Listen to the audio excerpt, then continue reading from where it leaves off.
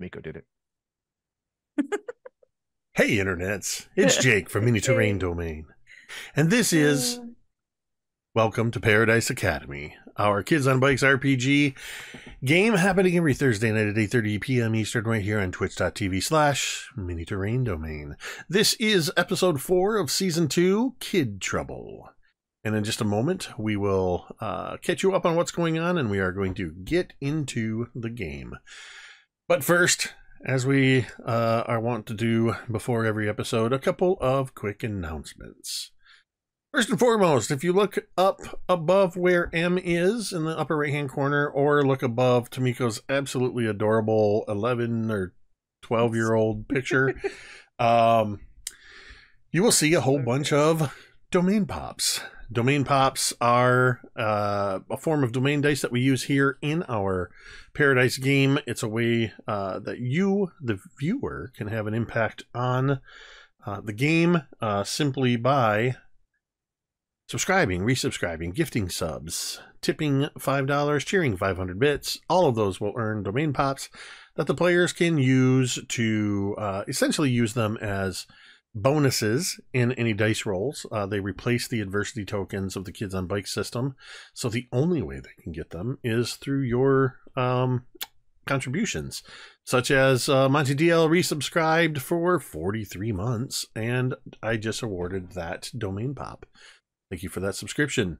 They also can use 5 of the domain pops to make themselves or any of their fellow players roll on the D100 mystery grab bag table, which most recently netted Carrie's character Rosie a mysterious cassette tape found in the second floor hallway outside the auditorium. I believe Laz has found a mysterious red rubber ball. There's been comets or meteorites. There's been one player, one oak, nearly succumbed to a mossy growth that was threatening to kill him within 24 hours.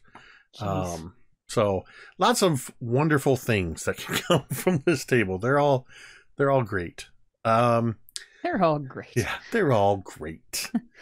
Let's see. Next up, what do we have? Well, I believe next Tuesday is our scheduled return for our next episode of Sky Metal Iron Gods, which is our every other Tuesday game, but we skipped a Tuesday for reasons.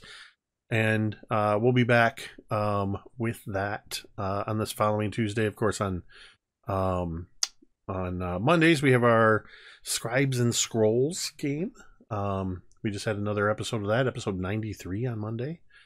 And then we just had you can watch it over on the Nerdarchy YouTube channel. We just returned after, what was it, Ted? Like 4 months? 5 months, something like that? Was it 3? Because we had scheduled November, and then there was that's right. There was a health issue, so and we took December off normally. So after a 3-month delay, we were back. We got back to Old Guard, our Da Vinci Punk game with our incredible GM Robin, and we were actually down 2 players. Were we down 2 players? Yeah, we were down 2 players. So we got to have for the first time, just sort of a concentrated session with mine and Ted and Ace's characters and some NPCs. Ooh. So you guys all know what it's like when you're down players and you kind of get to focus in a little bit more with the characters that are there. It was a lot of fun having the barbarian be the least angry in the party. Yeah, everybody was so mad, and the barbarian was like the most level-headed. I've never played a barbarian. Everyone, I just think we need to chill out. Right? Have a healing circle. I highly encourage you to head over to Nerdarchy, catch up on those games, and tune in with us when we play on Mondays or on one Friday a month. It's a great game. It's a lot of fun, and it's just incredible to see the amount that Robin has developed this unique world. And that we get to play around in it. Speaking of playing around in worlds, that's what we are doing here. Actually, I was going to jump to the last 2 announcements, but first, I told Carrie you could make an announcement. Yes. So I am getting ready to post a link here. I will do that in just a second, but I am doing a polar plunge day after tomorrow. It is literally exactly what it sounds like. It's where they cut a big hole in a frozen lake and you jump in, and it is for charity. It is all to benefit Special Olympics Michigan, where I live and where our game is set tonight. I am this close, just this close to my goal. Well, for my goal from last year, which was about $1,300, and right now I'm at 1,200. So if you are so inclined, I'm going to drop that link in just a second. And yeah, like I said, day after tomorrow, I'll be posting pics. So wish me luck, and I hope I don't die. It's always a big hope. Well, you have the fortune that this particular winter at the time you're doing this is a little more mild than it has been in the past. Yes. Ironically, that is not a good thing, and let me tell you why very quickly. The warmer the air is, the more tragic the water feels. If Fantastic. It's a super cold day, you jump into the water and it's like, oh, thank God. But the reverse. So at least it'll be nice afterwards. Here's hoping you don't go into shock. Thanks. Yeah, there's scuba divers on site and EMTs, so it'll be fine. Yeah, this isn't just like a bunch of randos that decided, hey, we're going to find a cold lake somewhere and jump in, and you're going to give us money. No. It's all very measured, and worst case scenario, it's very close to the shore. So if I, whatever, I could just stand up. It's not like I'm going to go straight to the bottom. Something is wrong with the cloth I clean my glasses with. Because every time I'm cleaning my lens off, I feel like it's getting dirtier. As my Midwestern mother would say, that's a heck of a note. Maybe you're going to have to clean the cleaning cloth. I think so. It's just, it's annoying. I hate when I have stuff on my glasses. So, little side anecdote. I went out to lunch today with Dwight down at a barbecue joint here in my hometown. And while I had to park about a block away, and while I was walking to the restaurant, I passed a vehicle parked alongside the road that had a Michigan sticker. It was just the lower and upper peninsula of Michigan, but in big bold letters beneath it, it said Paradise. And for whatever reason, I forgot to take a picture of it, but I just thought that was cool. That's very cool. Speaking of Paradise, if you want to, I'm going to do it once now, so Carrie can do it later, because we get one per game. But I happen to be wearing my Welcome to Paradise, Michigan. You'll Never Leave. Jeremy and Carrie are wearing their second season shirts. We have lots of great merch going on over at the Teespring store. Jeremy's just dropped a link in there. Things that are themed for this game and other games, as well as RPG related stuff. And I just got an idea today for something related to this game, another t-shirt idea. So keep your eyes peeled for that. Yeah, check that out. Get yourself some MTD merch. Speaking of Paradise, Michigan, once again, in what I said earlier, the segue I tried to do, which was playing in our own world, we are about... This is one of those days where it feels like the announcements are just going and going and going, and it's my fault.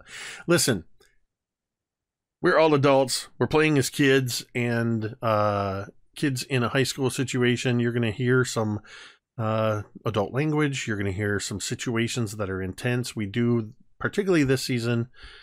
we have some characters that have some very tragic backstories that we will be delving into, and we do touch on subjects such as death and car accidents, bullying, and we have dealt with elements of verbal and psychological abuse.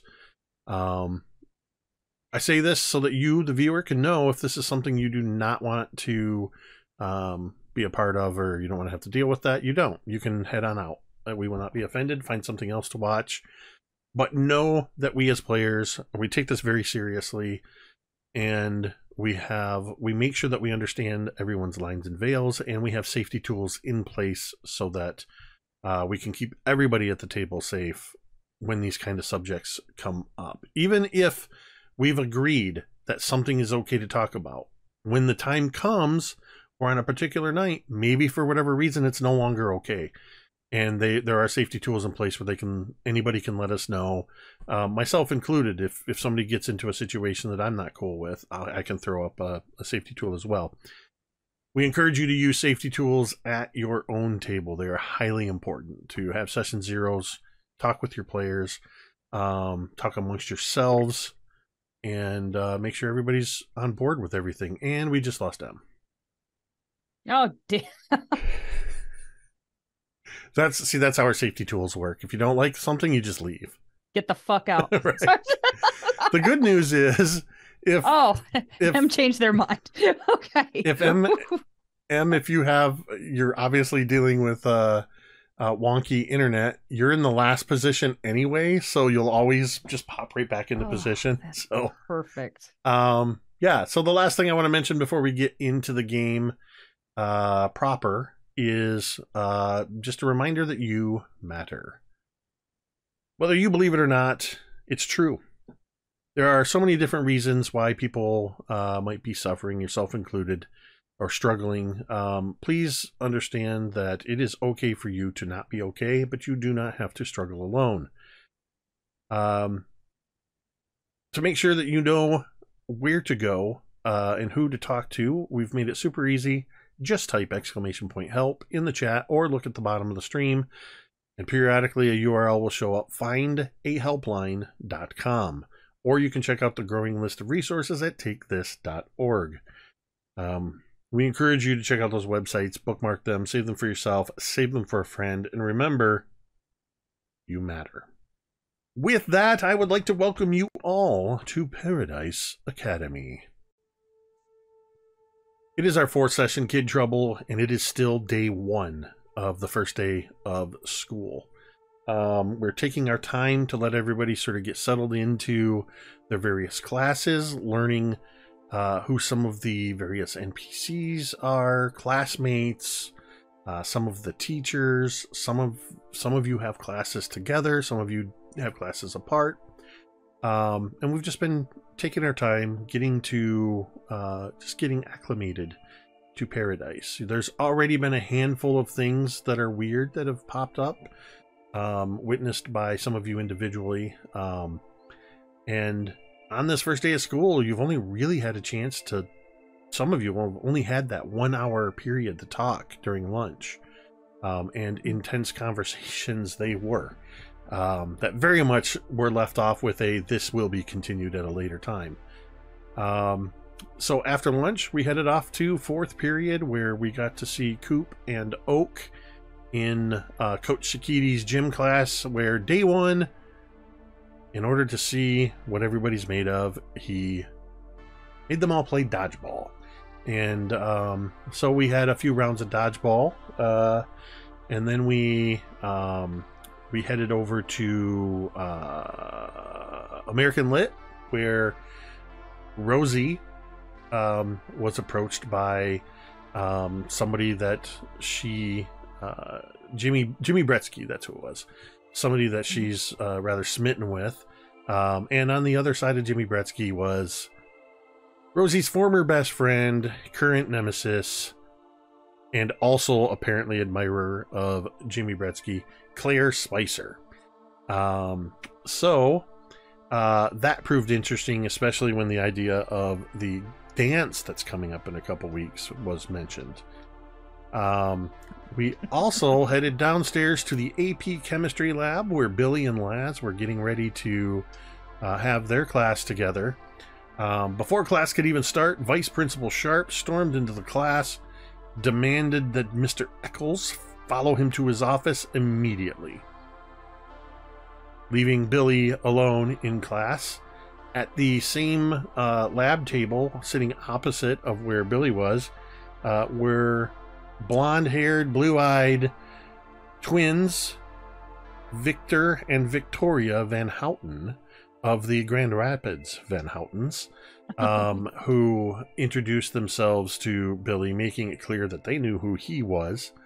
And they seemed to get along quite well. That leaves us with a check-in with Jessica and Laz. I think it's only appropriate that we first jump to Laz, who has just been taken out of class by Vice Principal Sharp. As you are led out of the classroom, Laz, Vice Principal Sharp is walking alongside you, or slightly ahead of you, the hard-soled shoes, the hard-soled heels of his shoes clicking loudly with his heavy steps. Walking out of the chem lab, there's a set of stairs immediately across the hall that leads up to what would be the first floor, and then a turn down the hall to head towards the offices. As you head out into the hallway with Vice Principal Sharp, do you say anything as you are walking, as he's walking you to the office? Yeah, I think there's a long moment where Laz is trying to decide whether or not he wants to say anything. And finally, he just can't stand not knowing what's going on or why he's in trouble. And he finally just says, so, you know any good helicopter jokes? Or, no? If you are attempting to alleviate the situation with humor, I am well past the point of humor. Yeah, I guess maybe you just like aged out of that or something. It's an old thing. At some point, you just lose your sense of humor. He gives you a little bit of a glance over his shoulder, and you can see him scowling, but he does not respond to that. Guess so. Okay. It's only a couple moments later, and you arrive at the office. The main office has a green door with a brass handle that has that structured glass that's sort of warbly, and it has Paradise Academy Administrative Office, Principal Ashley Gunnarsson, Vice Principal Dr. Devin Sharp, Administrative Assistant Carlene Adams. And as you walk into the door, you come into a main office that has a counter-like desk. There's a couple chairs that are on either side of where this door that walks in is, usually where students or parents wait if they have an appointment. The desk has various sign-in sheets and things like that. There's a common sheet right there for anybody who's tardy or has to be signed out for school or whatever. They have to sign in on that. Behind the desk is or the counter is a regular desk where Miss Adams sits. She has her desk set so it's facing that way. She can easily get up and address anybody that comes into the office. And on either side of her are two more office doors. One that says Principal, to the left says Principal Ashley Gunnarsson. To the right says Dr. Devin Sharp, Vice Principal. Miss Adams barely gets a word out as Dr. Sharp leads you in and says, or she starts to say, "Oh, I'm sorry, were you... Oh," and she sees you, Laz, coming in right behind him. He walks to his door, places his hand on the handle to his door, and then he turns and looks at you. So he is taking a handful of those like pale pastel mints out of the candy dish on her desk and like loading up his other hand. And he kind of smiles at her and then goes to follow the vice principal. Vice Principal puts his hand on the handle to the door, looks at you. It's the first day of school. Mr. Eccles. You're right, Devin. It is. We are not He even pops another one in his mouth. We're not even halfway through the day. I don't know how you pulled this off. And I don't know what would possess you to do this on any day of the school year, let alone on the first day.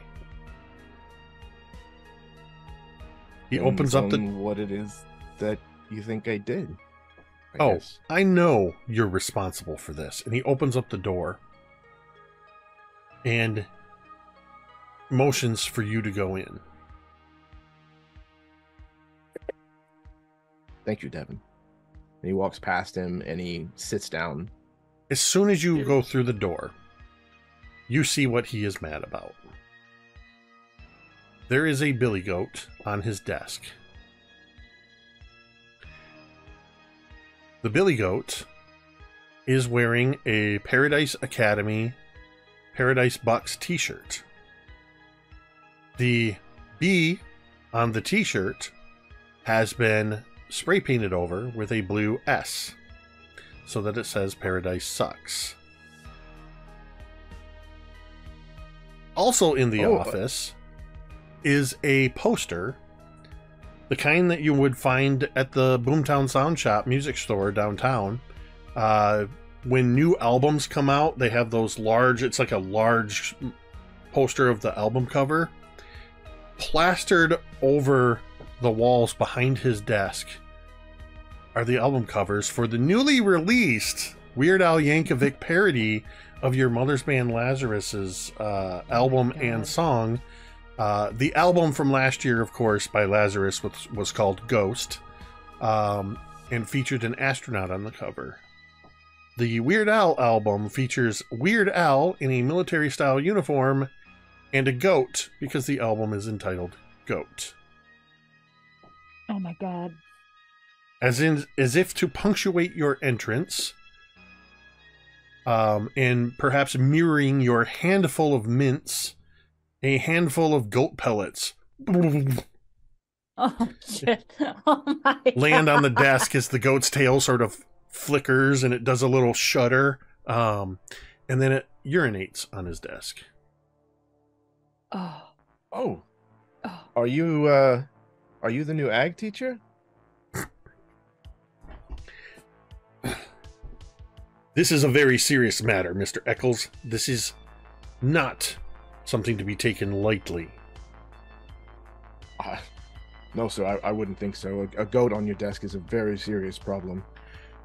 Now, something that is very important for you to know, Jeremy the player. You know for a fact that you did not do this.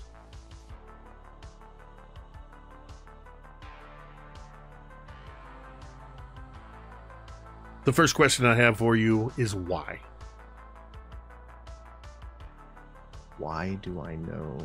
No, that's Mr. Sharp asking you why you did it. I'm sorry. No, sorry, I should have been more clear. Gotcha.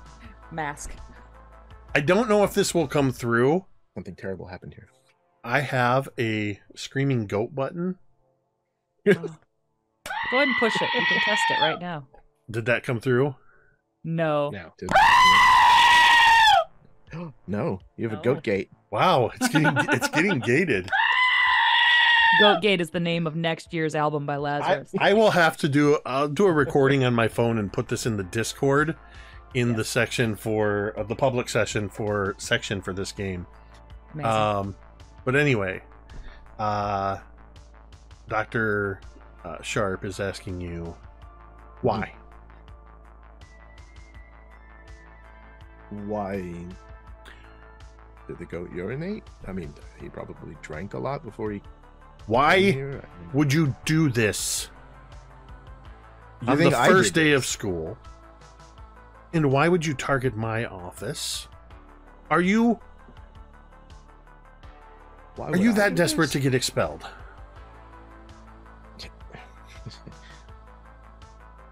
I know you think I'm really stupid, but I wouldn't dress it up in a shirt that would lead you back to me.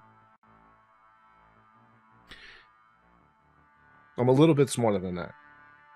A little bit.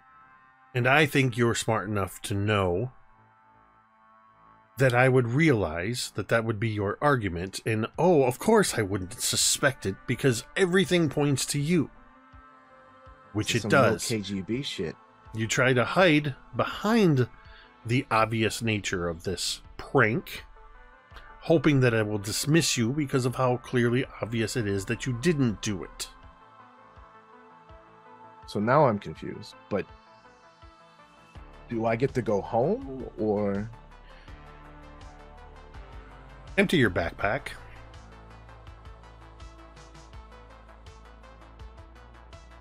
He points to... He has on one part of his office, there's a couch against the wall, and then there's like a coffee table in front of that. He points to this coffee table.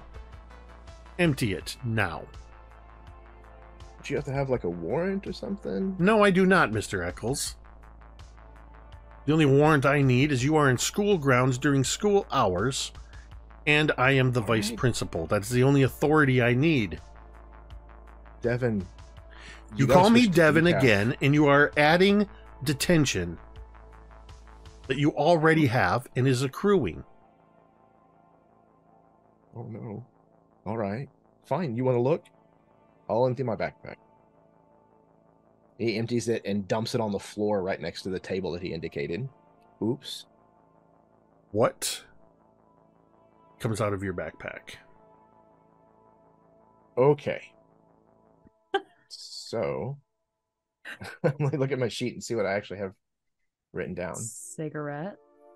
Guitar picks, drumsticks, skateboard probably wouldn't be in my backpack. Walkman, cassette tapes, cigarettes, lighter, the silver ingot. There's probably like all this shit's like falling out and spreading, and there's just huh. Oh, in the adventuring party token from Oak. My little thing that he made for each of us. He bends down and scoops that up. He kind of looks at everything on the floor, and there's this moment where, as he's looking, you're not entirely sure what he's looking for. You're not sure what he's noticing. I'm actually going to... I'm going to roll a check for him. I want to see if he's going to hone in on something. Let's see.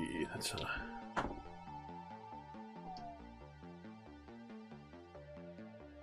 he...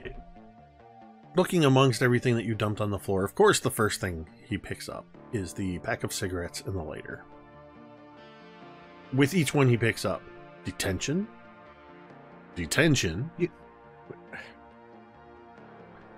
How old are you, Mr. Eccles? 15. The legal age to purchase cigarettes in the state of Michigan is 18. You're lucky that I'm only confiscating these and giving you detention. Didn't know you smoked. What is this? And he picks up the silver ingot. Is there any particular reason that you have what appears to be an ingot of pure silver? It's a fake. Look, Devin, sorry, Mr. Sharp. He just holds his hand up and goes, schoolwork. I've got a lot of schoolwork. The paperwork, it just kind of piles up. That's a paperweight. I use it to keep my homework and my schoolwork notes all nice and neat on my desk. Roll me a charm check. Oh God. Your DC is my ass. Your DC is going to be his grit. You got this, Jeremy. With my D4 charm. Oh no. Yeah. That's a 1. Oh. So Dr. Sharp has a D20 grit. Oh God. And rolled an Perfect. 18. Well. I just want to see. I mean, that tracks. That's tough, man. Oh, I'm here for it. He holds it up. I don't know why you have this. And until I'm entirely sure whether or not it is what I think it is, I will hold on to this. And he places it. He starts to place it on his desk, and you kind of see him look over and realizes the goat is like head level right next to him as he kind of goes, ugh, and instead places it over on the windowsill. I don't. You can't keep that. I can, and I will, until I can identify its provenance. Now, detention does not seem to work with you, Mr. Eccles. At this point, I've got to believe that at least 25% of your time here at Paradise Academy has been spent in detention. I haven't crunched the numbers or anything, but we've tried before school detention. We've tried lunchtime detention. We've tried after school detention. Look, if you want to see more of each other, all you have to do is ask. You know what? I would like to see more of you, Laz. I'd like to see you applying yourself more at school events. I'd like to see you be getting more involved. With this fucking fun house? And you see him, a smile starts to creep across his face as he realizes he has the perfect punishment for you. The first dance of the year is in 2 weeks. You will be working at the dance. What are you talking about? Working at the dance? First, you have until tomorrow to touch base with Claire Spicer, who is part of the committee that is decorating for the dance. You will be assisting in the decorations. You will work the door, taking admissions tickets, because I want everybody who attends the dance to see that you are working at the door. And then, once everybody's in, you will be working at the punch table. Oh. He has to, like, fight really hard to not let the smile that is trying to creep itself up at the corner of his mouth to show at all. It's gonna be a Instead, fun he kind dance. of bites his lip real hard. It's fucking bullshit. He glances over at the door that is closed to the main part of the office. He takes one step forward, but it's a slightly larger step than necessary, but it puts him directly in front of you. And he's just a hair taller than you. Just enough that he can look down at you. And as he's that close to you, he just says, "No, Mr. Eccles, what's fucking bullshit is that I have to deal with people like you year after year, day after day in this school, and I'm tired of it. Now, you still have 40 minutes left in fourth period. You will go to the maintenance office, and you will find one of the janitors. And you will return with the janitor, and you will help them to clean up this mess."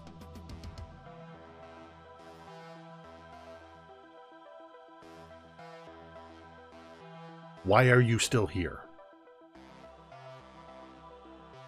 Great question. By the way, you still stink of cherries. And he'll turn and leave. Ooh.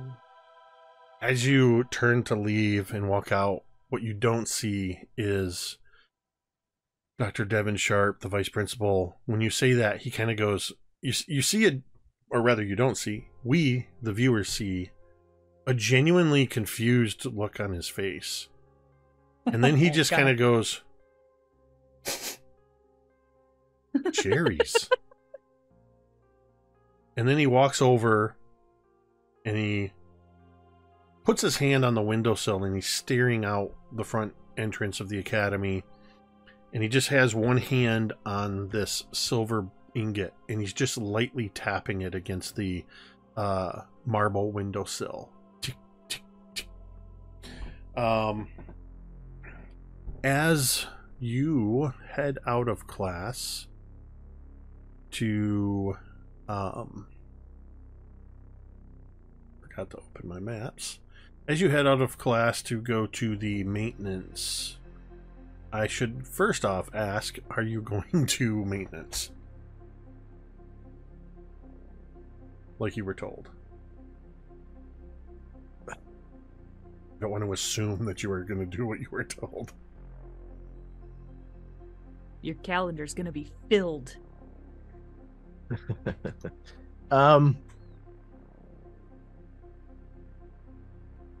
No, I don't think so. Oh. I think he actually leaves. No, they'll head back to fourth period as if nothing happened. Just fucking, oh. They'll never find him there. Alright, so that's down in the basement. Oh, where's... Oh. I lost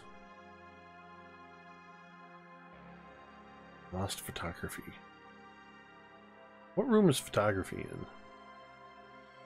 Oh, there it is. There it is. Okay, so as you're heading back to the chem lab, that's back downstairs, which also is where janitorial is. If you go straight across, you'll go back to the chem lab. If you turn left and go down the south hallway, that'll lead to maintenance. But you can also, as you get to the bottom of the stairs, you can just see into the classroom at the end of the hall right before the east entrance to the school on this level is the green door that leads to photography class, room 5. And through the door, which is open, you can see some of the students and the teacher in there moving around. And as the teacher shifts, talking about cameras and lighting and all this kind of stuff, you see Jessica in there.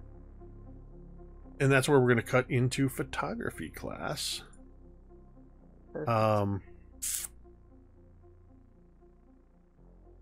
Laz's face is pressed against the glass of the door, like with his cheeks blown up real big.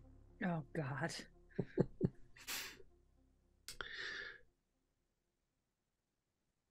Jessica. The photography teacher is Mr. McDowell. Mr. McDowell looks to be anywhere between 40 and 70. He's one of those people that's just hard to pinpoint how old he is. He's rail thin. He's that kind of thin that his hands, you can see like every knuckle seems to be extra large. And you can't help but notice that because as he's talking, he is holding a piece of chalk in his fingers as if it were a cigarette. He picks it up to when he wrote his name, Mr. McDowell, on the board, and he wrote photography. And then he holds it like this. And there's a couple times where you swear he just almost goes in to take a drag off of this before realizing Oh. It's chalk.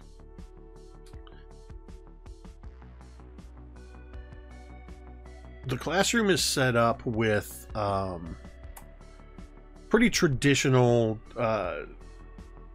school desks that are the kind that are tables that you can seat to a table. They have got a little wire basket just underneath for you to store books or whatever in, and they're sort of lined up in a few rows of 2 or 3 of these tables.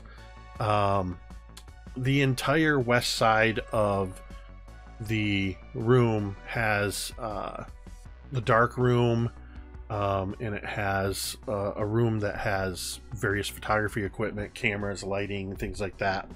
As Mr. McDowell has been explaining to the class sort of the overview of things you will be going over, you'll be learning how to learning composition. You'll be watching a few films. First up, he plans to show you in a couple days a film on the incredible work of Ansel Adams, who was known for incredible black and white photography. And one of the things that he was known for is he would process his film in a completely dark room, not even using the red light bulbs. And he had a metronome. And rather than using timers, he would count the ticks on the metronome and had memorized how many ticks it would take to get certain exposures for his film. And you can tell the way that Mr. McDowell is talking about this, that he has great admiration for the works of Ansel Adams.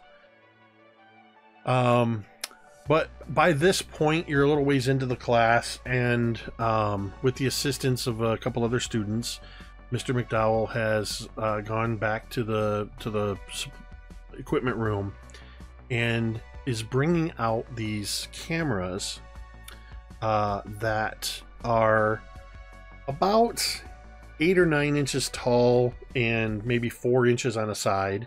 They have a couple lenses on one side, but from what you can see, there doesn't appear to be any sort of viewfinder at first. There's a handle on the side, and he explains to you in the class how you would take your film is on a cartridge, essentially, that has 2 negatives on it.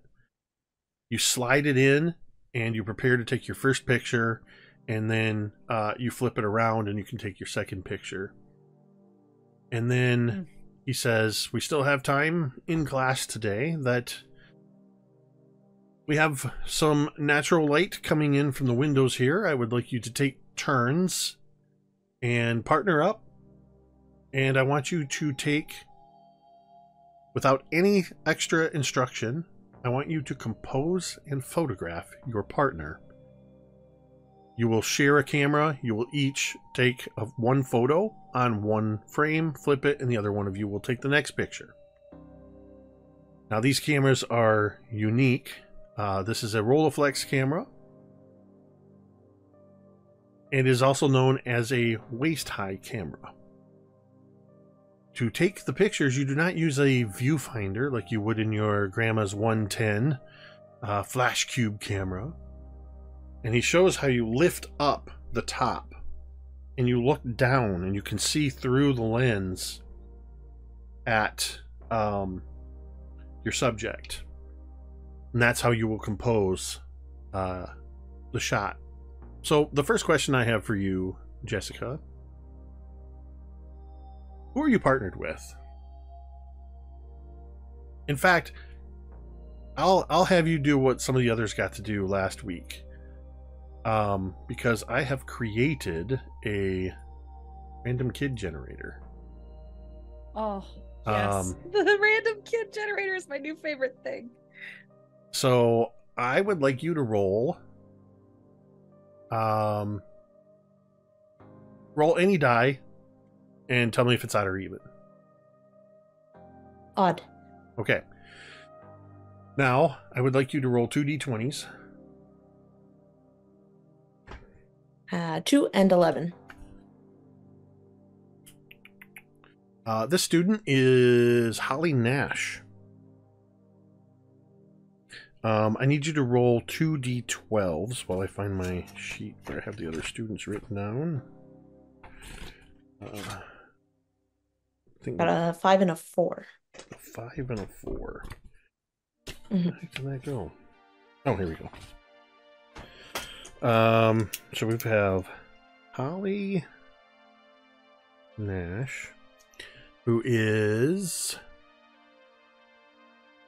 a funny sidekick. Oh. And so that was second number was a 4. Mhm. She is charming. So Can she be one of the other, like, plastics or the hot girls, the popular girls sure. in that group? That what was her name? That Oh. Hold on. With you're talking about Um, Regina Adam or Regina? You talking No, about you're Karen? thinking of Regina George. Meredith was her name. Meredith. Meredith. Which one was Meredith Meredith? Haas. Meredith Haas. Which one was Meredith? Yeah. He was the one talking bitchy about Jessica behind her back. And knows Yeah. about her dad's affair. This is better than soap operas. So Holly, Yeah. She knows about the affair, and she's telling everyone. so Holly does. I mean, she's very charming. She uses her quick wit and sense of humor, but you know that Holly's charm is it's like a hidden stiletto dagger. She's using it to disarm people and use what she learns to use against them. Are you friends? Are you in good terms with her?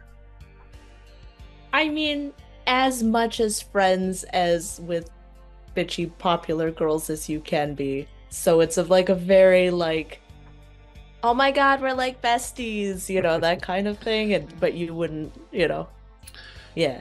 So that immediately as everybody breaks off to go to start getting set up where they can get some of this natural light, Holly has the camera and she kind of takes you by the arm and says, oh, this is going to be perfect right here. I think this is going to be the best light. And I just wanted to say, Jessica, that it's very brave of you to choose to wear this particular combination. It's not quite your season, but you somehow managed to pull it off. It's a good thing the camera's in black and white, though. I'm just Jessica kidding. just Oh my god. Jessica just smiles and she's like, you bitch, you know that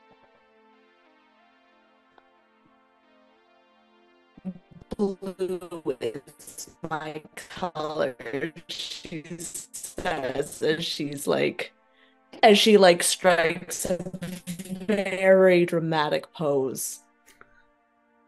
Talk about dramatic. You went very robot-y. We heard you, but you went super robot-y in slow motion during that. So. Very she's Oh, no. very No. Hey, it's her season. It's great. It's great.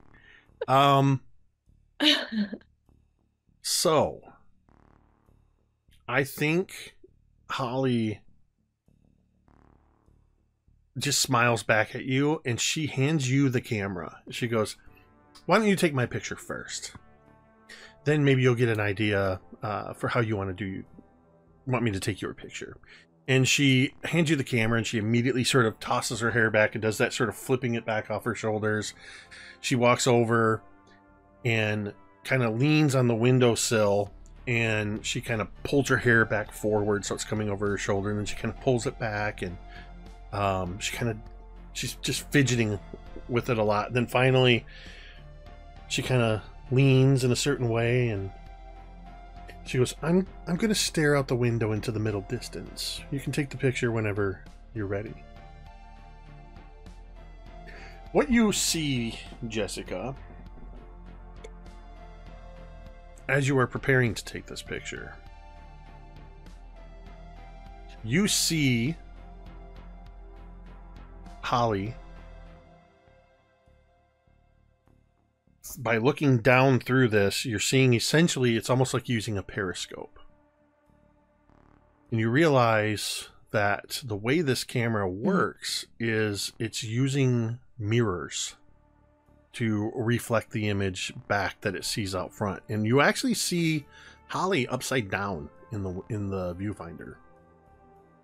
Oh. And in the viewfinder, which the viewfinder is like like this. It's like 3 inches by 3 inches.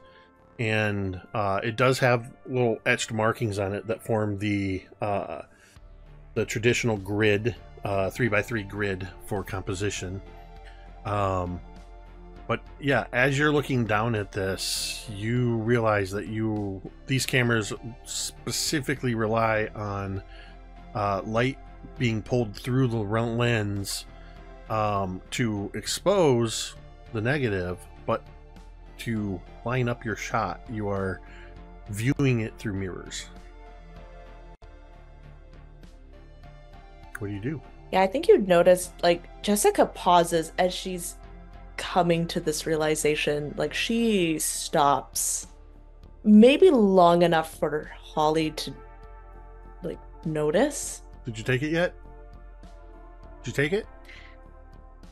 Yeah, Jessica kind of shakes her head and she's like, yeah, I, like, just realized, are you going for, like, a natural look these days?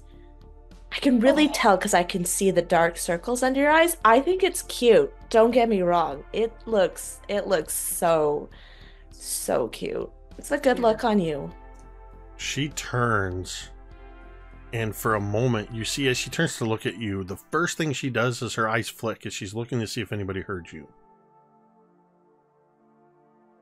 And you see that look of somebody who's quickly trying to think of what they're going to say, and then all of a sudden she just grins really big and she goes, "Oh my gosh, Jessica, you're such a bitch. I love you." Jessica gives that same smile. I like that we're so honest with each other, she says, as she takes the picture as Holly is in, like, mid-turn towards her, not taking the picture of her pose at all. Perfect. Like, oops, my finger slipped. I'm sure you look great. I always look great in pictures. You'll see. Your turn. And she just kind of floats over to you and kind of plucks the camera out of your hands. Try to get as close to the window as you can. You're going to want as much of that natural light as you can get.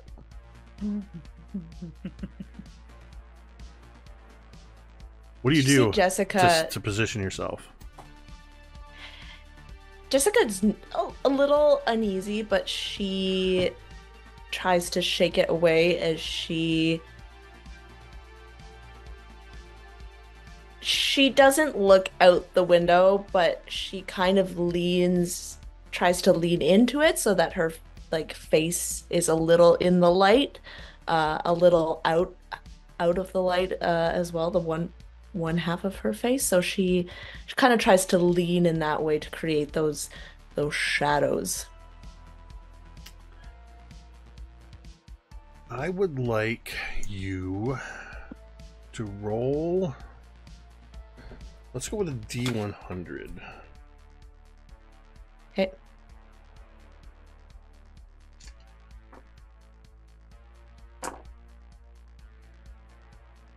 $45.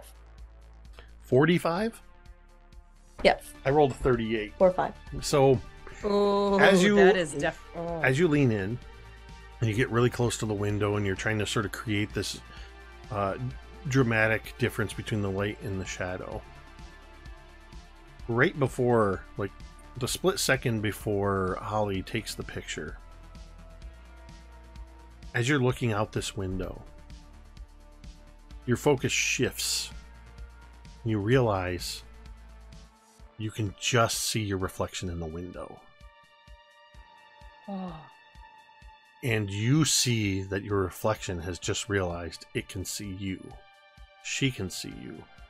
And the expression in the window changes, and at that moment, click. As the camera clicks, I need you to roll your grit. God. Oh, God. 5. 1 second. I'm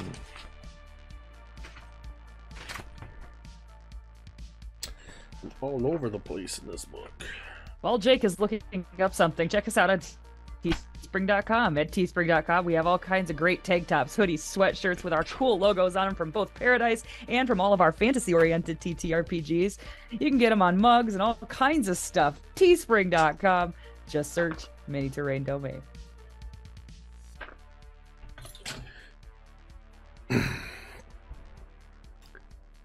You rolled a 5? Yep. Okay, that's a success. But what happens in this moment as the camera clicks? You see that split second of your reflection sort of seeing you. And as the camera clicks, the reflection vanishes. And you feel, what's the word I'm looking for? Vertigo. You feel a sense of vertigo, as almost as if you feel like you could just fall through the window. Like not crashing through the glass, but fall right through, melding into the glass. But you also feel this vertigo is brought on by a sense of as if you were rapidly being pulled forward and backward simultaneously, just for a split second. It's just like just a real quick, like, and you felt that in that moment when the camera clicked, it was pulling at you. She was pulling at you. Yeah. I imagine to try and get out of that, like, Jessica stumbles like a little bit. Just kind of like tries to regain a bit of her balance. As you turn and look, Holly has just a slightly puzzled look on her face. And she kind of does this with her free hand. Oh. That's weird. My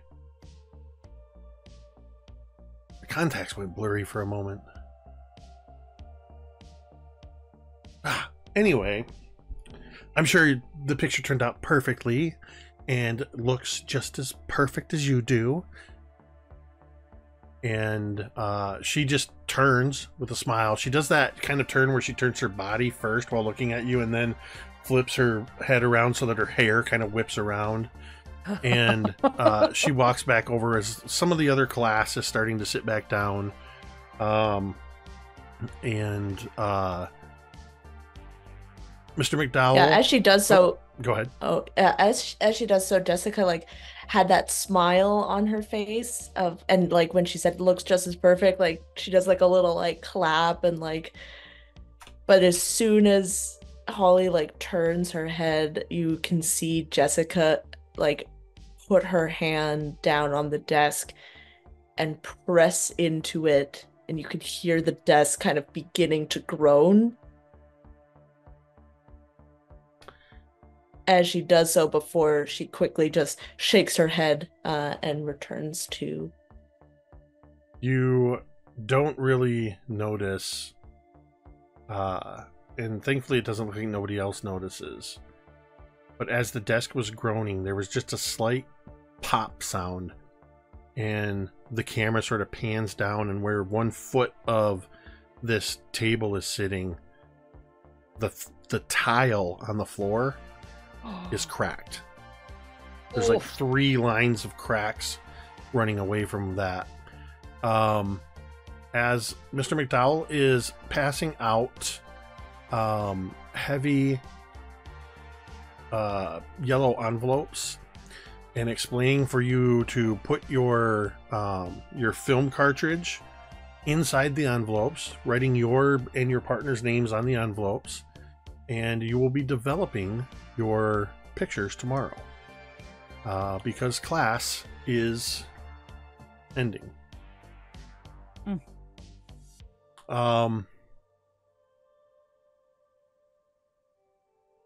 We're gonna flip back for just a minute to when Laz, you were kind of peeking in through the room and trying to get Jessica's attention, or anybody's attention. Nobody was paying attention.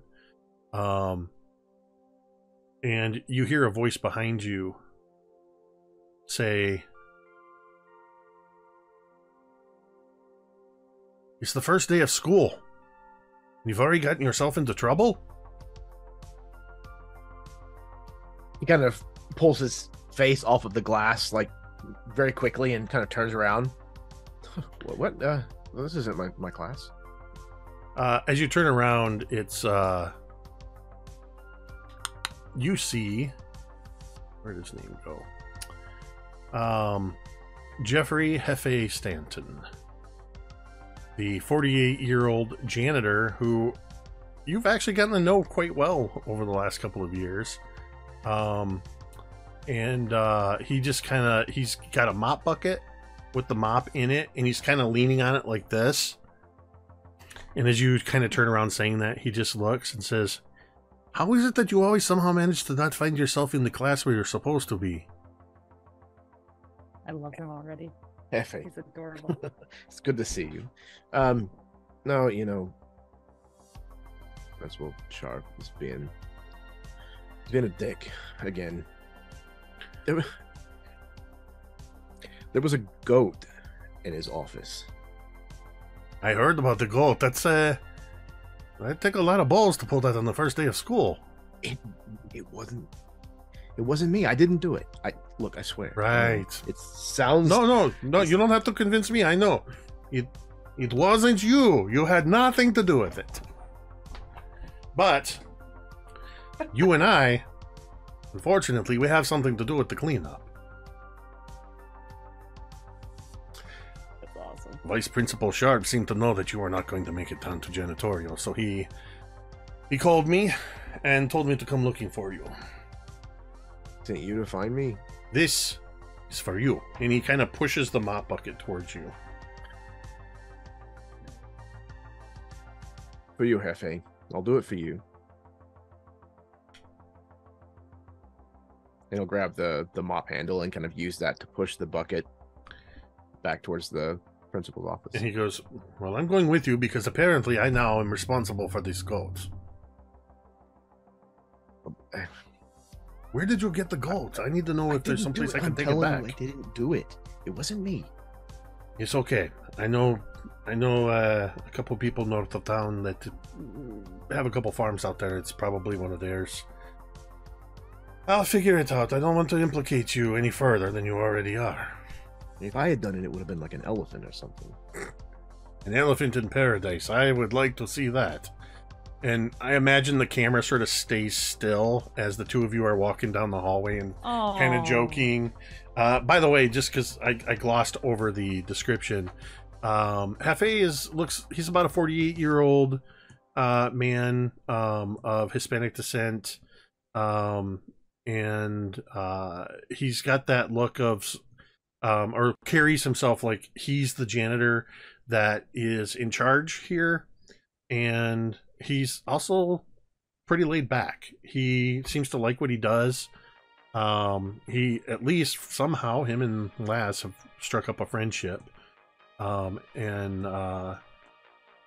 that's apparent as they're joking with each other as they head down the hall and prepare to clean up after the goat incident, or what you might call kid trouble. Oh, fuck right off.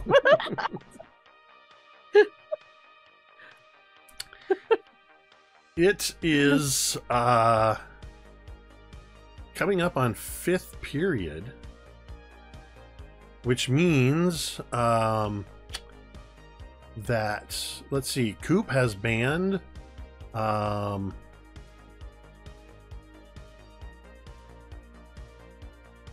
Oh, hell yeah. Oak actually Yeah, has photography following Jessica. Rosie, you have woodshop. Billy has AP calculus, and Laz has psychology. It looks like you're all in different classes. Nobody. I have psychology. Jessica does. Oh wait, has psychology. Ah yes, I skipped right over that. So yeah, you and Laz are in psych class together. And Laz, it'll take you pretty much the rest of fourth period with Hefe's help to get things cleaned up from the goat and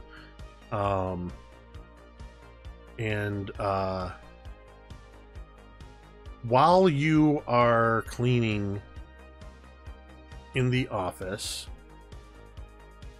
Vice Principal Sharp leaves the office. But you notice that the silver ingot is not sitting on the windowsill anymore. Does he have a window in this office? Yeah, that's what where he had said it was on the windowsill. It's the window sort of looks out at the front of the school. While we're cleaning in here, I would like to try to find an opportunity to unlock this window. Mhm. I would like you to use your... I'm going to let you choose if you want to use your charm to keep Hefe occupied enough that he doesn't see you do it, or we're going to call this flight as a sort of a dexterity kind of move. Sleight of hand. Yeah, like a sleight of hand check here. Oh. Could I make an argument possibly for my ranks in gank? So this is a prime example of where ranks come in play. Your rank in gank is, hey man, I totally snagged this from Mrs. Master's desk. Want to see? So the good is your quick fingers get a hold of what others don't want you to have. So absolutely, this comes into play, which is going to give you a +2 bonus on this check. All right. And my flight for being a teenager already has a +1, so it's a D6. Or wait, plus sorry, 3. is this a +1 or +2? I forget. I don't know. Oh, no. Well, on the sheet that I have, it says +1 when good, -1 when bad. Yeah, sorry. I don't know why I keep saying +2 and -2. Okay. It's +1. So then it's a D6 +2 is what I've got. Okay. That's a 7. It's Okay. respectable. Yeah, this is a pretty old building, and I'm going to add, you did succeed in the DC, but I'm going to add one possible complication. Go ahead and roll a D100 for me. I'll tell you what I rolled here in a moment. Okay, I got a 69. Nice. Are you kidding? Nice. I got a 69. That's why I almost blurted out what I Seriously? had. Yeah, 69. That's Nice. I'm not going to Nice. make the joke that just popped double into my brain. nice. So, I'm going to... So the complication that I was going to add was that there's a potential, because of it being an old building, that even though you're able to unlock it, the windows might be partially painted shut. Not only are they not painted shut, as you unlock the one window, you realize that with barely any effort, it starts to swing open and the hinges make no noise. The hinges are oiled and the windows open and close silently. So make a note of that, that you have unlocked Vice Principal Sharp's office and they open very easily. As the bell rings and you are finishing up, Hefe had given you instructions to run the mop bucket back down to janitorial, as he was going to take the goat out to his pickup truck and make sure it was good for the rest of the day. And as you're kind of putting away the mop bucket and stuff, the bell rings and there is a flurry of students in the hallways as everybody is heading to 5th period, and we are going to take our break. And we'll come back and see what everybody else is up to in 5th period. Yay. Actually, I've got one thing I got to do, because I did get your additional pop. but I had to take away 4 because math. Awesome. So we're gonna take a very brief, about 10-minute break, and we'll be back in just a few moments.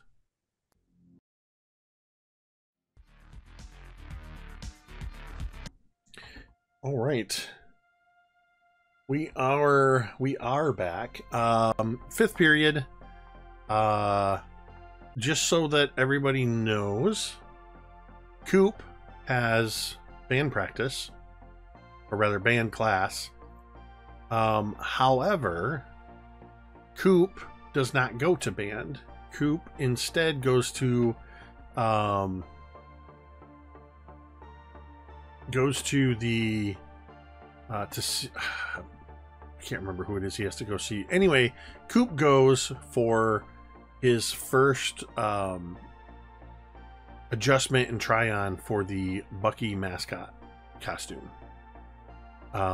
And Coop is while he does have band at least twice a week, and especially before games, in events where he'll be expected to wear the costume, he instead goes to basically do Bucky drills, practicing the movements and learning some of the various routines and stuff like that. So that's where Coop is in 5th period. We've got the rest of you. I'm gonna roll a d6. 1, 2, 3, 4, 5. Billy. Yes. You've got 5th period AP Calculus. I do indeed. Which is going to take you up a floor from... it's going to take you up 1 floor from the chem lab.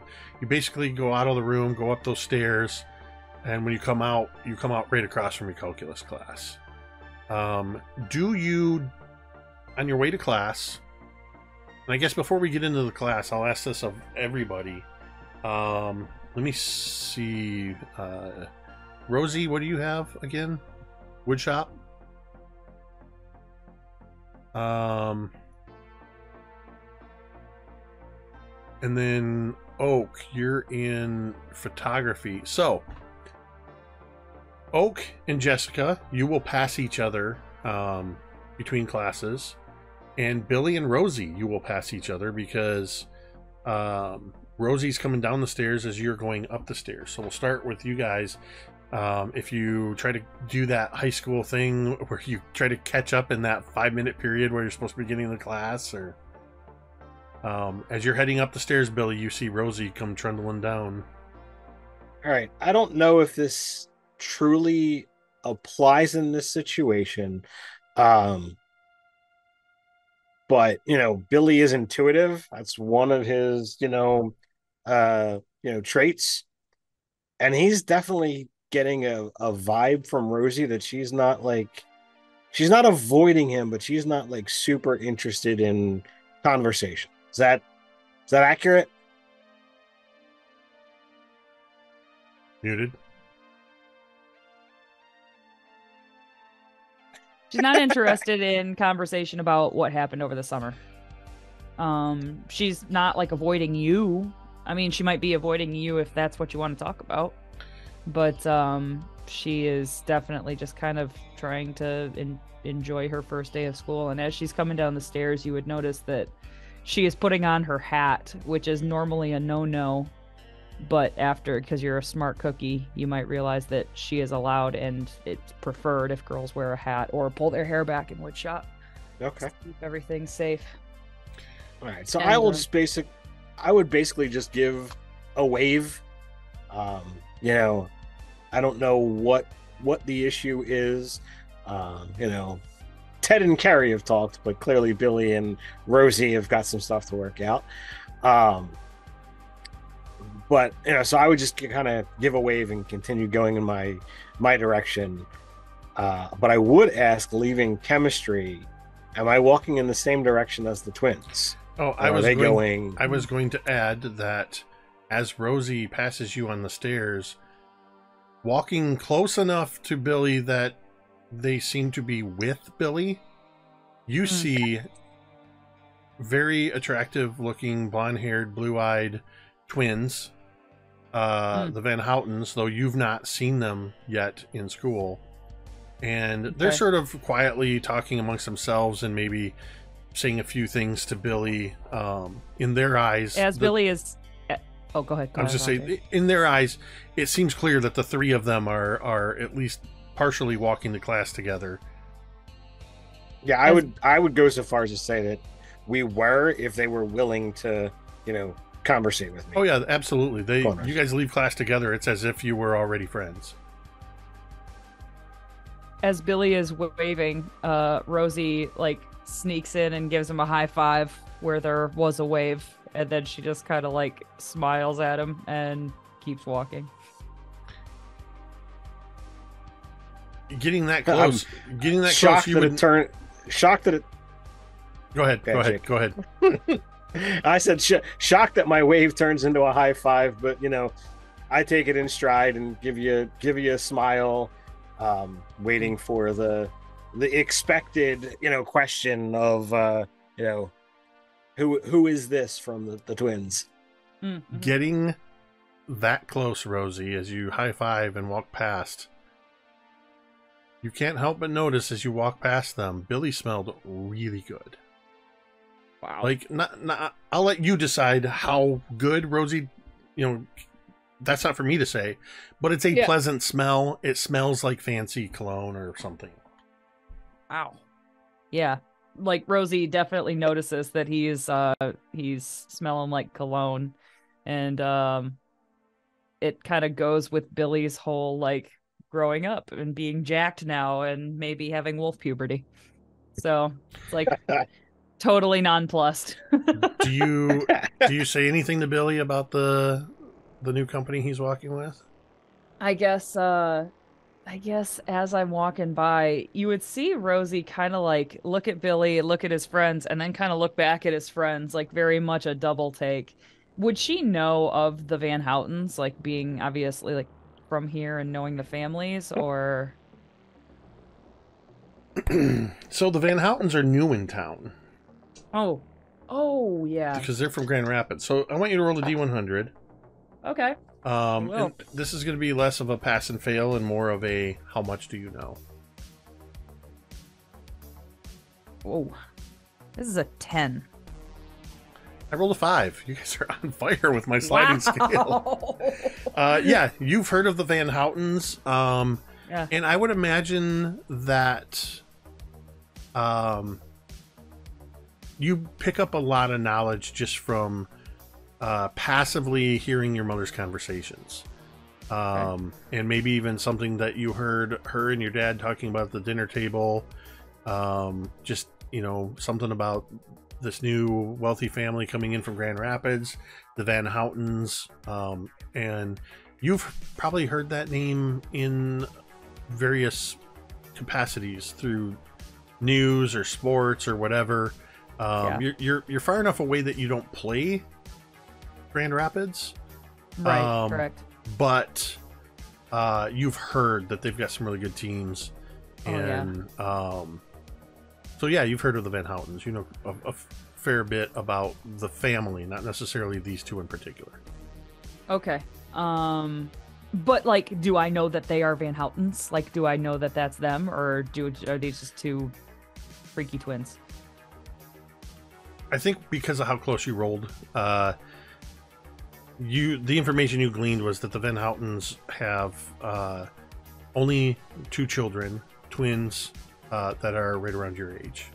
So easy to put 2 and 2 together that this is the Van Houtens. And if they're new, how many people are really new to Paradise? And so I can tell you this year there's 3 or 4 new people.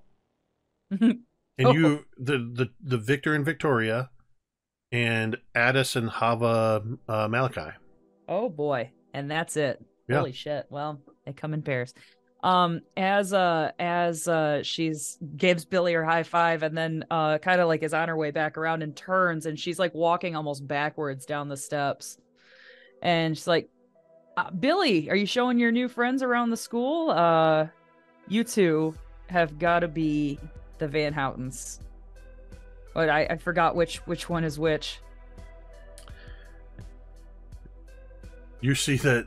So You see them give a look to each other, like a bemused expression between the two of them.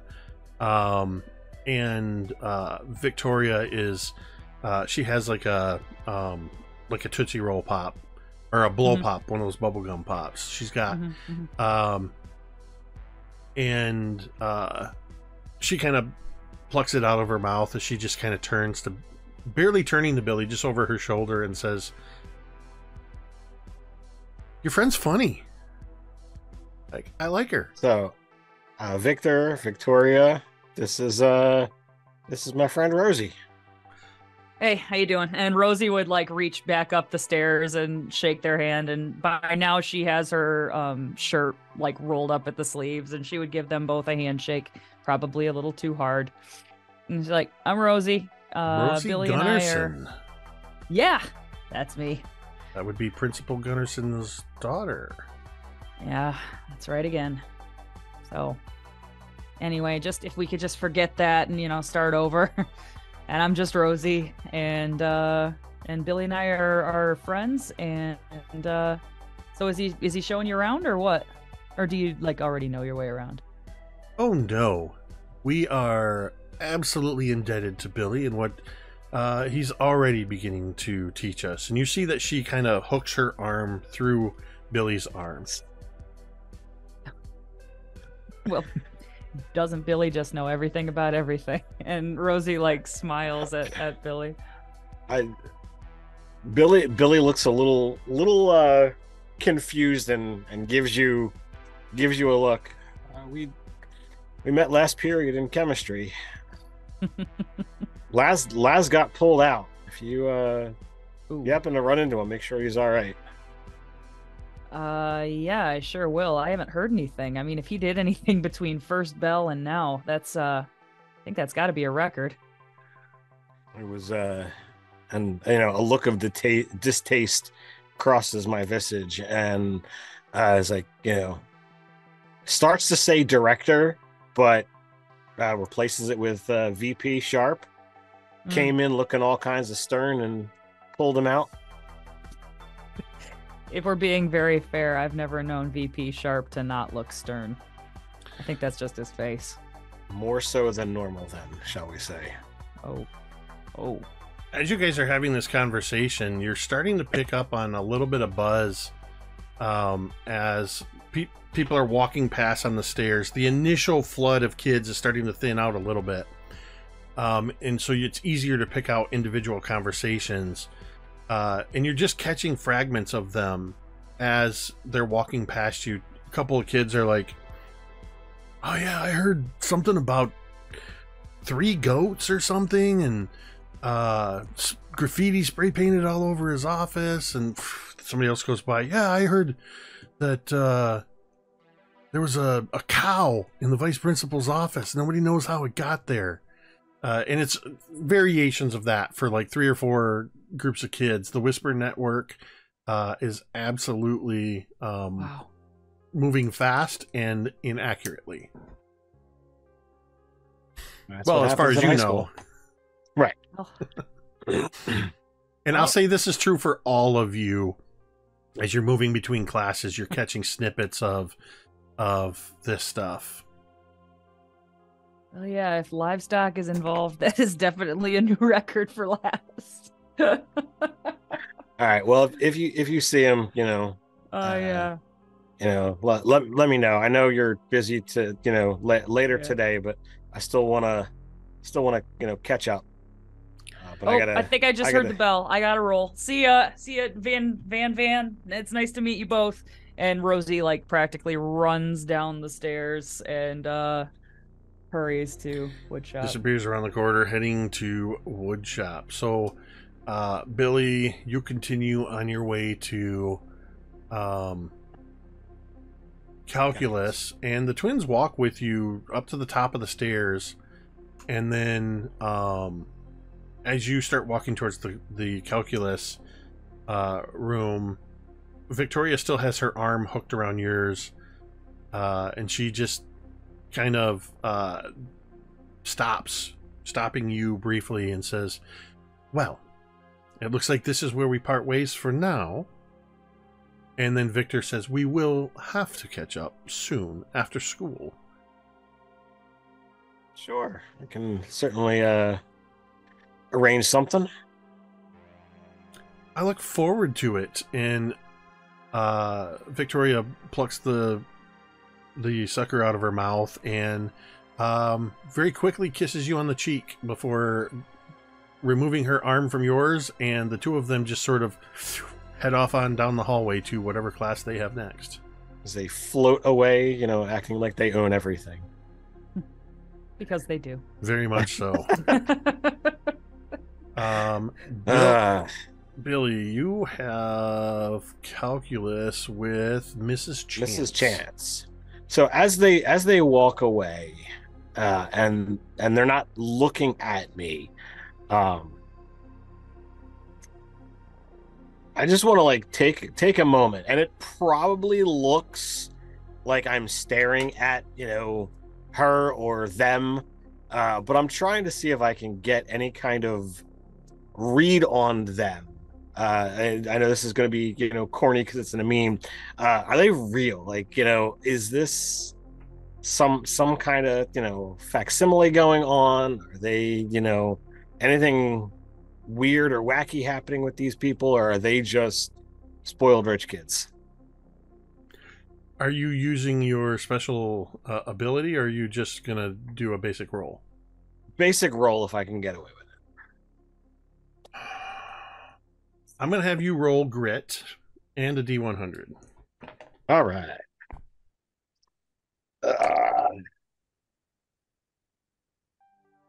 We will roll all the dice at the same time.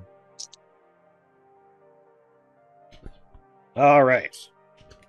Do you want the number separately? Yes. All right. So my grit check is merely a 5. I thought you said nearly a 5. I'm like, I need an exact number then. No, it's nearly. It's approximately nearly a 5. Rounding to the nearest hundredth. So. And then what'd you get for the D100? The D100 is an 11. You guys, I rolled a 5 again. So far, you're the furthest away from what I rolled, and that's with a 6. So I will say, as you turn to head into class, and you're sort of lingering and watching the two of them walk away, you do sort of intuit, yes, they are actual real students. This isn't a figment of your imagination.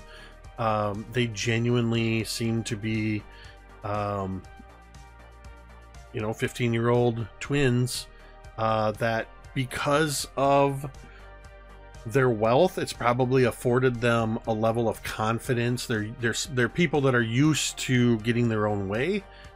They don't necessarily seem malicious in their intent from what you've seen in this brief exchange.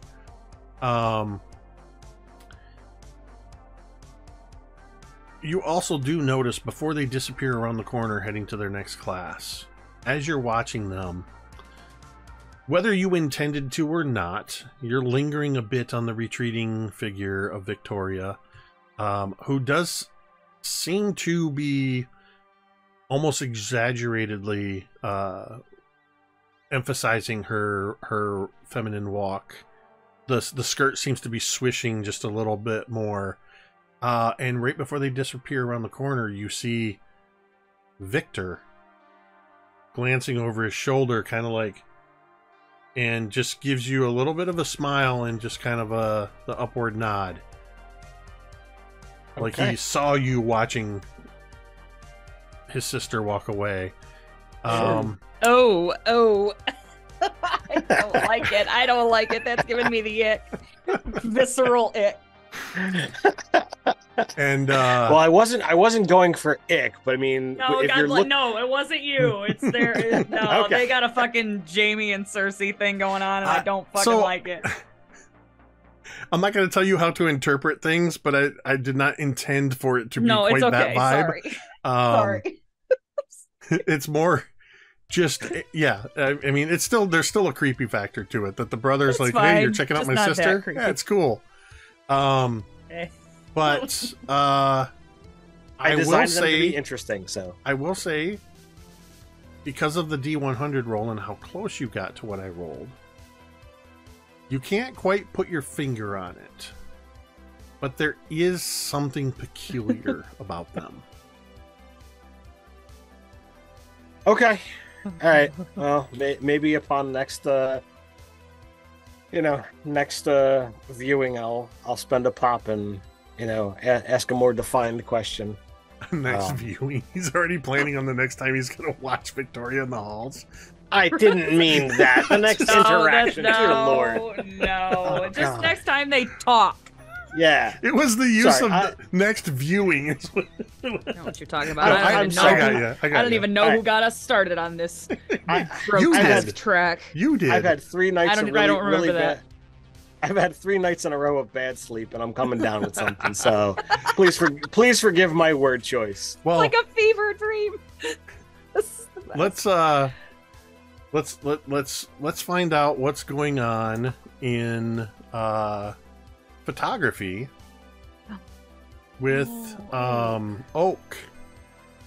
Oak, there is a brief moment, very brief moment, as you're heading towards the photography class, and yeah, you would pass Jessica in the hall. The two of you will pass each other. Hey, how's your day going?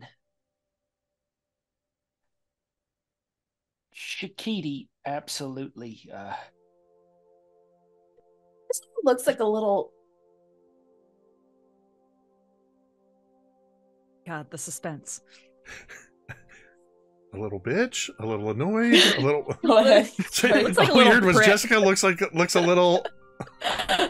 She just looks a little verklempt right now. Just a little taken back. Just a little lagging, maybe.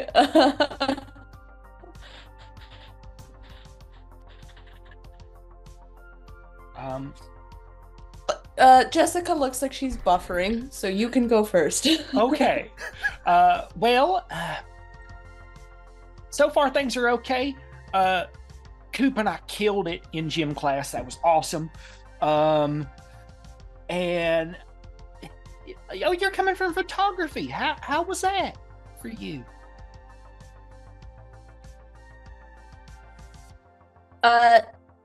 Is he nice? Yeah, Is he it nice this year? was, like, great. There was like am I delayed? think I can might hear be. Just a you. little bit. You're fine. I can hear you. Yeah, Your Okay. audio's You're fine. coming through. Okay. Jessica. Yeah, we had these like really cool cameras that you don't look in, but you do look in, but it's like from the top and not like from the side, like yours that I took those Oh couple yeah, of times. yeah, Oh, cool, awesome. Well, that's great. Have you seen Laz since we got here? I swear, I think you'll have a don't- great time.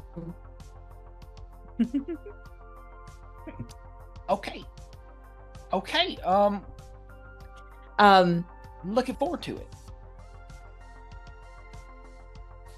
Yeah, he does ask you about Laz though, because he hasn't seen Laz at all. when you, yeah.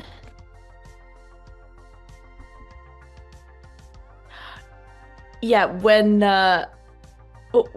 Jessica hears you say his name, you can see like a scowl like come over her face, and she honestly, I don't care if that whatever. I don't know where he is. I have seen him. He's alive, or whatever. Well, that's great. Okay, well, that's great. That's good news. I was. Please don't tell me he's like in a hospital or something. That's great. I'm glad to hear that. You know what? Knowing him, he probably said something to the wrong person, and he's probably in trouble somehow. I know it's okay. It's all right. Yeah, that wrong person was me. Oh, I'm so sorry. I am. You know what? I think we should all get together though after school and like try to piecemeal all this stuff together. I think, because it's been a rough, however long it's been. Are you getting kind of fuzzy?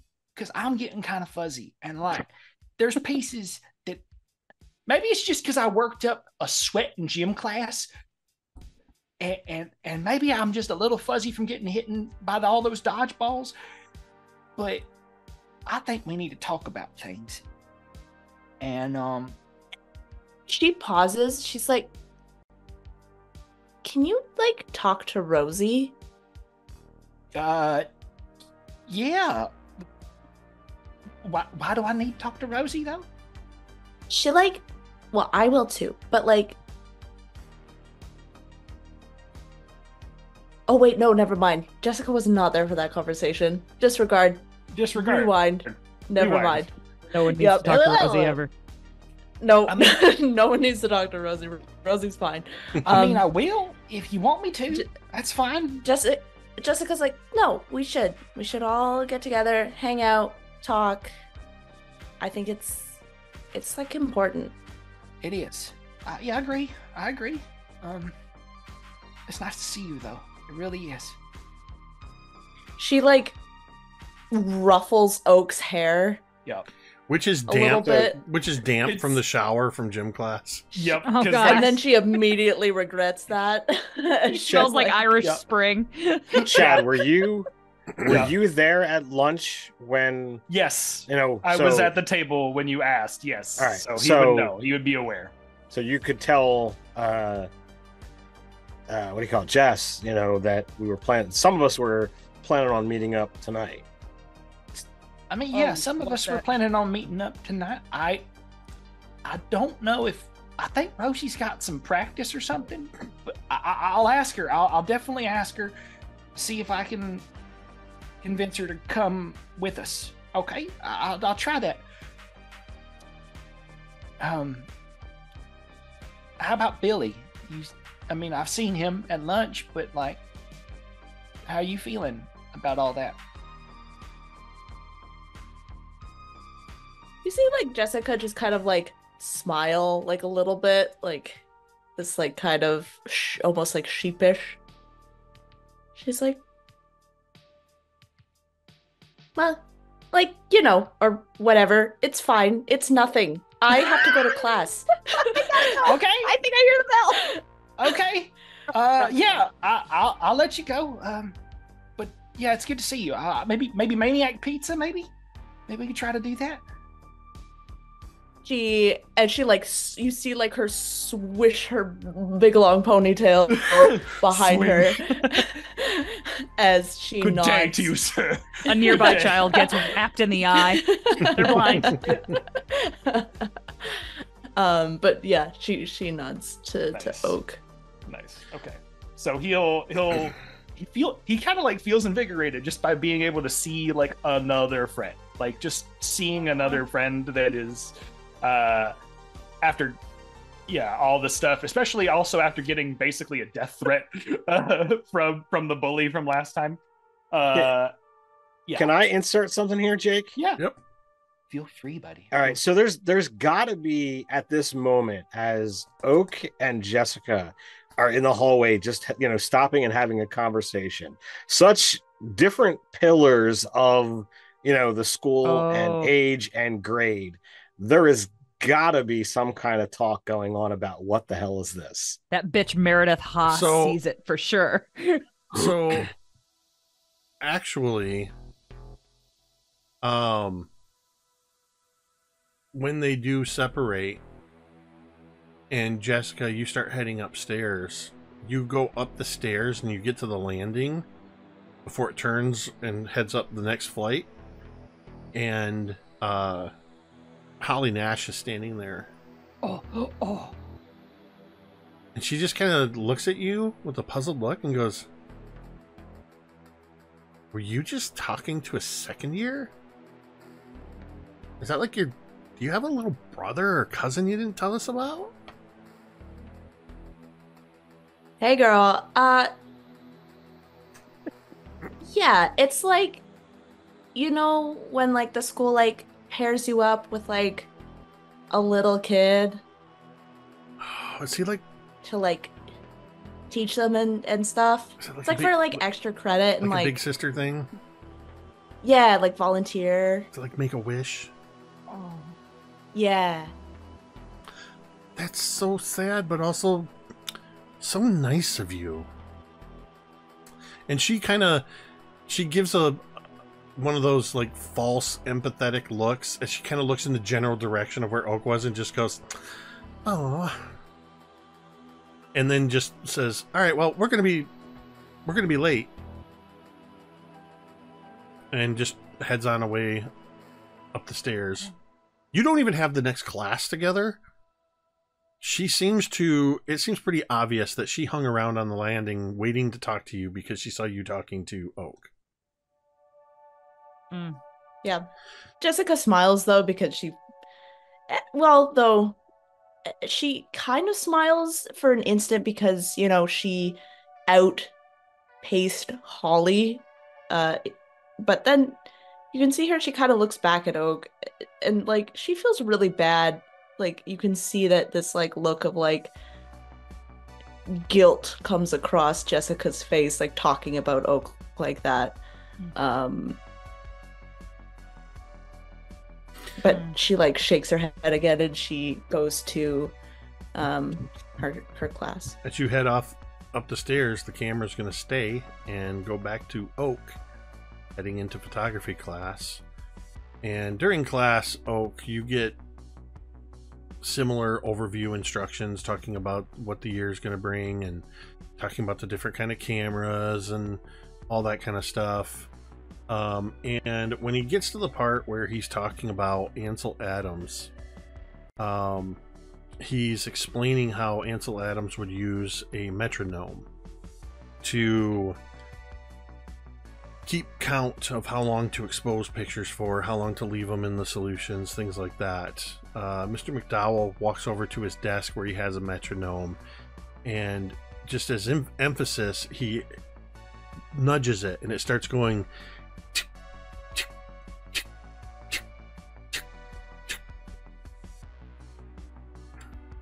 Whatever Mr. McDowell is saying fades into the background as you hear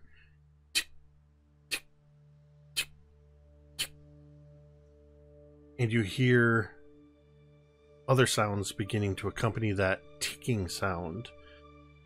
You hear sort of a slow hissing. You hear the sound of liquid dripping. You begin to hear the crunch, clatter, almost musical sound of shards of glass falling, striking the pavement. The ticking is the sound of the car's engine cooling. The dripping is the coolant spilling out of the shattered radiator, dripping onto the pavement and pooling. The hissing is coming also from the radiator. All of the windows in the station wagon have been shattered. You are in a jumble. The car is upside down. Impossibly, the dashboard, though you were in the back seat, you were actually riding in what we call the way back. Your sisters were in that second seat, And you were in the way back. Not even, there was no kind of like rumble seat setup or anything. You just like to sit back there. You could sprawl out, lay down, whatever you wanted to do. The dashboard seems impossibly close to you for you being in the way back. And it seems impossibly close to the front seats.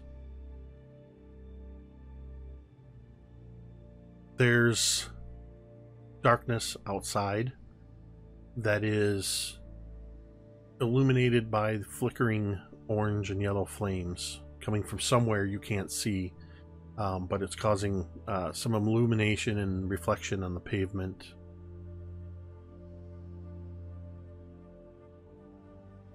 You notice, too, amongst the jumble of what your mind is starting to piece together, is the family station wagon. You can just make out in that impossibly narrow space between the dashboard and the seats the unmoving forms of your mom and dad. Oh. Right in front of you, still strapped into the seatbelt, is one of your sisters. You can see her hair is hanging almost in your face. Next to you, where you lie on what is now the roof, your other sister is lying unmoving next to you. And you realize that as you're lying there and you're just beginning to sort of as you're looking around, and the movements are sending waves of pain through your body. Sharp pains moving down your back, across your shoulders and your arms. You're pretty sure your left arm is broken. There's blood running into your eyes, and to be honest, you're not entirely sure if it's all your blood. But you notice that most of the pain that you're feeling is radiating down to your waist and then stops. You don't feel any pain in your hips or in your legs. In fact, you don't feel anything right now in your legs. You don't remember the crash. You remember both moments ago and what seems like an eternity ago. You and your family were driving along the road. It was nighttime, and you were singing that family song that your mom always started. There's a hole at the bottom of the sea. There's a hole in the bottom of the sea. There's a hole, there's a hole, there's a hole in the bottom of the sea. And then it goes on the next verse. There's a frog in the hole, or there's a log in the hole in the bottom of the sea, and then a frog on the log and a bump on the frog. And you just keep building on, and everybody's laughing. And the next thing, you find yourself in this carnage. You still hear that tick, tick, tick, tick of the cooling engine. Oak, what do you do? The scene is now yours. Wow. Okay.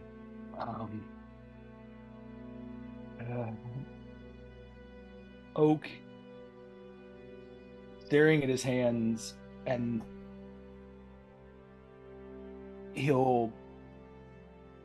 he's looking around at everything, realizing his back is against the roof of the car. And Jake, I'll just add a little bit of something to that. I think that the radio was playing when the car turned, so it's not it's not playing fully, it's like static. But I believe it would be playing like I Run by the Flock of Seagulls. And it's just like garbled between. And he looks over, and the first thing he sees is his younger sister. And immediately tears are encapsulated with a mixture of whatever blood is on him, whether it's his, whether it's his family's. And he goes to try and wake her. Like, goes to try and just wake and see if anyone around him is alive. Hey. Hey. Holly, wait. Holly, wake up. You okay? Dead silence.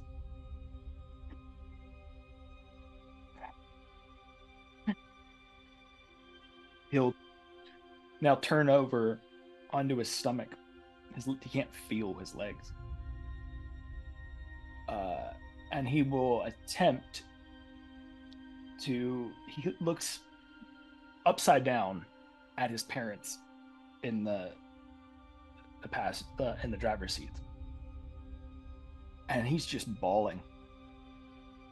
And he goes to check on his mom first, but realizes that in that moment that there's nothing there that he can do as a kid, and that the damage that's happened to both of them is beyond what he can do as a kid. And his only hope now is for survival. He tries to stumble out of the car, dragging himself by his one good arm in that moment.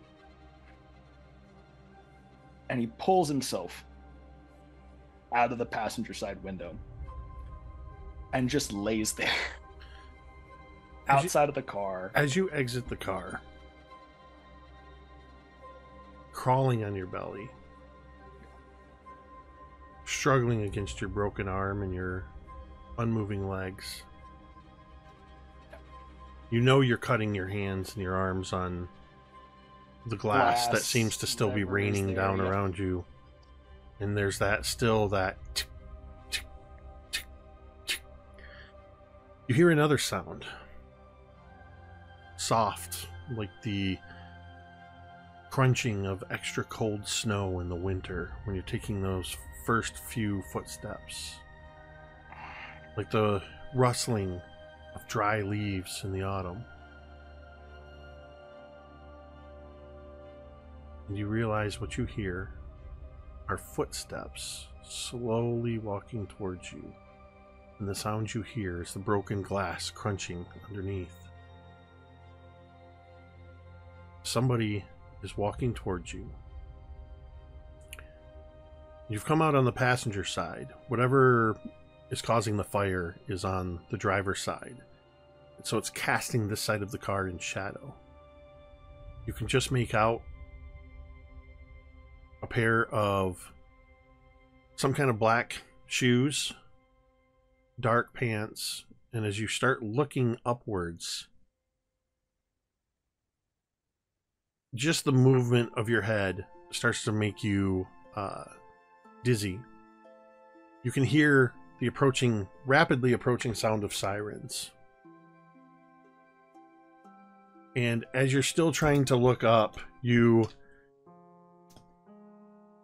hear, or rather you see, red and blue lights just beginning to play across this figure as approaching emergency vehicles, and you can hear the revving engine and the sudden deceleration. And as you start to look upwards at this figure, your eyes begin to roll back in your head before you can really get a good look at them. Their shape is blurry. And the last thing you see, though you can't see the features, is you do see the head sort of look towards the approaching emergency vehicles. And then you hear the sound of their quick footsteps as they turn and rapidly walk away from the sound of the approaching vehicles.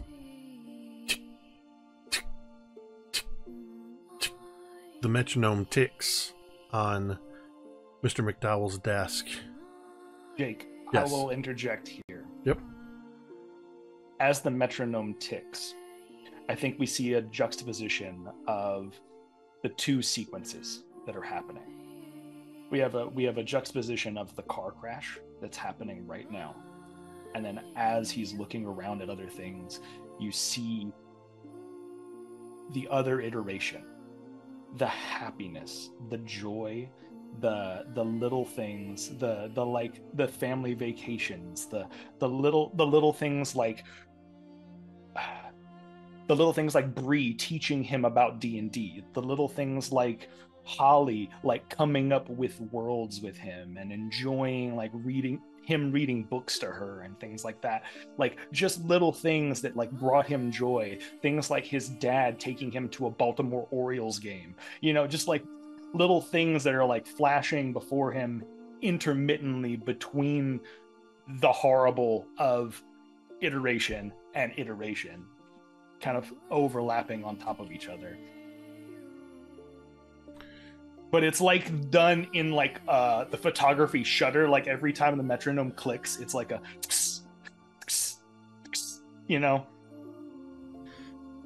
And as that's happening, we see in a combination of this juxtaposition of these flashes of the flashes of the camera flashes, but also the flashing on the present scene of the emergency lights. We see an almost strobe-like effect on this receding figure as we hear the garbled lyrics of The Flock of Seagulls, and I ran so far away. I just ran. I ran all night and day. I couldn't get away.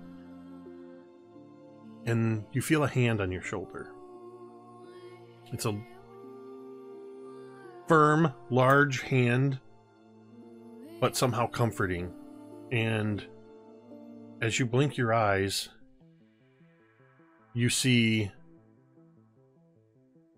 the large, chiseled jaw and somehow very sympathetic eyes of Dallas Rogers, the 16-year-old jock.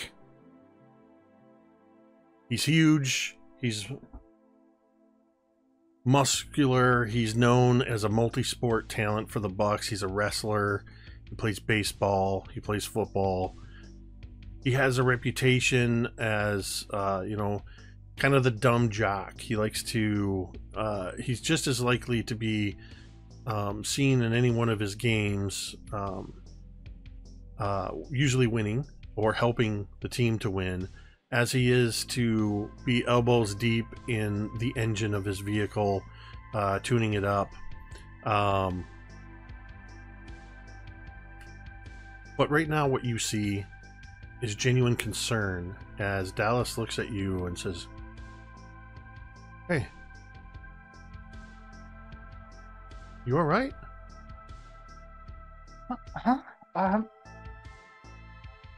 He wipes it. He realizes that for like the last 5 minutes of McDowell's monologue on Ansel Adams, that he's been crying since he got into class. And he just like wipes his eyes like Here. And Dallas reaches into a pocket and pulls out a red bandana. Thanks, man. I'm gonna be okay. This summer was hard. I- So I heard what happened to your family. yeah. Yeah. So, are you sure you're okay? You want an honest answer? Or you want I think You you want me just to answered fudge it? my question. Listen, Mr. McDowell wants us to partner up and take some pictures of each other, and I was listening Okay. when he showed us how the camera works, so if it's all right with you, I'm going to partner with you, and I'll show you how the camera works, and you can see that he is starting to kind of lean in and show you the camera. And there's an enthusiasm that he very quickly has picked up on, translating his greasehead car mechanics savvy to the intricacy of this camera as he's pointing out the little moving features, and the camera seems like it could break in this man's hands. yeah. And, He's got like butcher blocks. he's for the fists. 16-year-old that looks like he's like 22. Yeah. This kid would probably be played by like Peter DeLuise in the 1980s. Yeah. Very clearly 16 years old. Yeah, very clearly.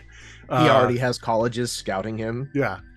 And I will say that Dallas Rogers is the kind of person that everybody knows, and he's never been known to be a bully. He's never been known to be mean to anybody. He's usually pretty quiet when he's not on the field. And he's showing you how the camera works to distract you and pull you away from whatever it was that you were mired in. And he doesn't do it in a way that dismisses it. He's not dismissive. He's not trying to erase it or invalidate it. In fact, I would say even a couple times, he'll just like, are you sure you're going to be okay? And at one point, he just tells you, just keep that. My mom buys them in like 6-packs. I've got so many of those. And just tells you to keep the handkerchief. Don't worry, it was a new one today. I haven't used it. It's clean. Oh my god. So Oak, What a dude's a green flag. I love it. Oak is kind of floored because I think this is the first time. Keep in mind, this is the first time since our summer that he's met a person that is treating him like a friend, and that isn't Laz, and that is like a kid who doesn't want to beat him up, right? Like, and he also kind of melds into that enthusiasm at some point, and he goes, "No, I'm gonna be fine, man. Thank you. Yeah, I would love to be your partner. And I think as you and Dallas move over by the window, in an almost exact duplicate of the shot where Jessica was in the same position with Holly near the corner of the room up against the glass,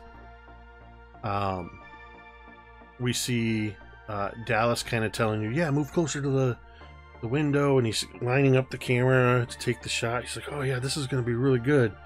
And we see the reverse angle looking through the window as the camera starts slowly panning away outside, and we see the entirety of the school as we can just start to see before the shot fades away that Dallas walks over to you and kind of shows you how the camera works, and the two of you change positions, and the camera slowly fades out, and that's where we're going to end tonight's session. Oh, as horribly as I thought that was going to end, that was a delight. That was I honestly wonderful thought he was ending. gonna. I honestly thought there was still gonna be some kind of reflection of Anne in the window. just going. Me That's mugging just for where- somebody. Somebody make it so that I There's can got to be a take 'em over. denouement.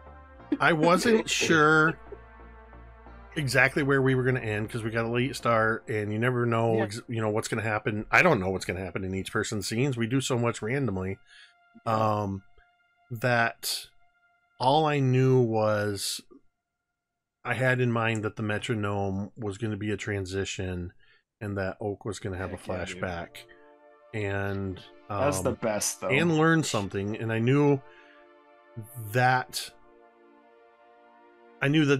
I suspected that was going to be where we were going to end. I wasn't sure if it was going to take us right up to 11. I had thought maybe we would get some time to at least see Rosie and Woodshop, but also this feels like the note to end on regardless. Yes. And Rosie's building a birdhouse somewhere. You don't need to know about Rosie. and once again, Dallas Rogers is an NPC that Chad created.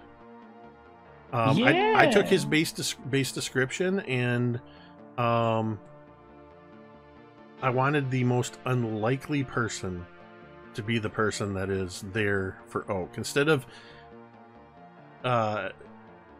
the maybe expected, all of a sudden other kids see that Oak's in the back of the room crying and maybe start making fun of him or something like that. Oak needed a protector. You got me with that in the chat. You dropped this king and then the crown. Yeah, right. Come on. I think Dallas Rogers is the Gonna be homecoming king. is the hero that we all sure. want. The person that we wished would be around us. I do like. I love that you took him in that direction, though, because I did not write him in that direction, but I love that you took him in that direction. You leaned in Chad's description. He leaned a little bit more on the Motorhead, aggressive sports nut guy, local sports star. Yep. And I decided to take that and just soften his edges a bit. And, soften the edges a little bit. That's perfect. He's got a heart of gold. As you can see, I'm You made me cry. I'm trying to incorporate some new NPCs and NPCs that you all have created into these situations. And Hefe was also a creation of Jeremy's. I didn't know that he was Hispanic until I opened my mouth. Oh, you just busted out 6 days into summer. I know. There he is. I 100% went into 6 days. That's epic. It's like if 6 days to summer wasn't a cat and wasn't hyperactive. He's like if 6 days to summer was on Prozac. And he's not trying to impress anybody. Right. He is who he is. Yep. So that felt like a really good session. I hope you guys all enjoyed that. Holy shit, guys! I felt the whole spectrum in this session, so that's worth it. And I do want to say again, I've got to remember to do the content warnings when we come back from the break too. We do the content warnings before the episodes, so that people know that there's some intense scenes that are going to come up, and as we get into, there's no way to deal with the tragedy that happened to Oak without it getting intense. But I also kept an eye on chat because I want to make sure everybody's driving with what's going on. So remember your safety tools. And our Twitch chat, if things get too intense for you, feel free to mute or bow out for a little bit. But thank you all for another wonderful session, letting me kind of take us in all different directions, and the directions you all take, and that we all just let the dice take us on some journeys sometimes too. Incredible that 3 of you rolled D100s, and the furthest away from what I rolled was a 6. That's amazing. So huge thank you as always to all of you hanging out and chat with us.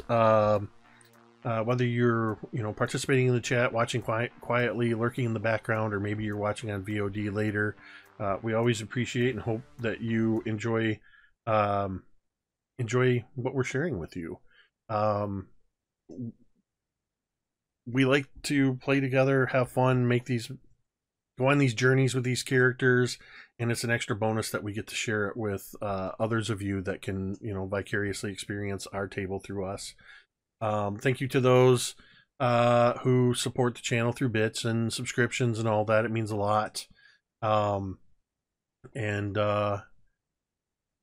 We will be back on Monday with some Scribes and Scrolls, episode 94, at 8 p.m. Eastern. They are just coming out of the timeless frozen, time moving differently in the frozen tunnels, and they're going to find some stuff out. So they're gonna find some stuff out. Stuff is coming. And then, of course, we got Sky Metal on Tuesday and more Kids on Bikes next Thursday. So, of course, I have to say a final thank you to all of these incredible players that I count myself extremely lucky that I get to share a virtual table with all of you. So just a huge thank you to Chad, M, Carrie, Ted, Jeremy, and though she wasn't with us tonight, she is definitely with us in spirit, Tamiko, without whom this would just be me talking to myself for a couple hours. With that, we're going to go ahead and end this stream the same way we end every stream. You can say it with me if you want. So a blonde walks into a bar with